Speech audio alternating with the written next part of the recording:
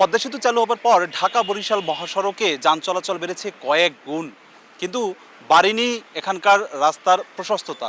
যেটি বেড়েছে সেটি হচ্ছে এখন গোটা এই মহাসড়ক জুড়েই এমন খানাখন্দ তৈরি হয়েছে, প্রতিদিন ঘটছে অগণিত দুর্ঘটনা। আহত এবং নিহতের সংখ্যা যেন পাল্লা দিয়ে বাড়ছে ঢাকা বরিশালের এই মহাসড়কে। হেলে দুলে চলছে যানবাহন। ঢাকা কুয়াকাটা মহাসড়কের অর্ধশত স্পট রয়েছে যেখানে এমন খানাখন্দ।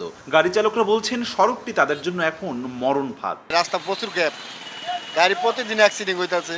কি রাস্তা তো উল্টে পড়ে যায়, গাড়ি চালান না, গাড়ি কাটমিট করে দৈনিক নষ্ট।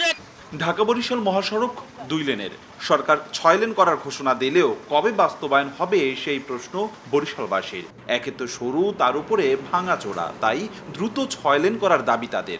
এত গাড়ির চাপ, এই এক লাইনের রাস্তা দিয়ে আসলে কভারেজ দেওয়া সম্ভব না। এখানে কয়েকবার অ্যাক্সিডেন্ট হয়েছে, এই গাড়িটা একটা হুন্ডা অ্যাক্সিডেন্ট হয়েছে, তারপরে এই গাড়িগুলো স্লো করিয়া যাইতে পারে না, ব্রেক ঠিক রাখা যায় না।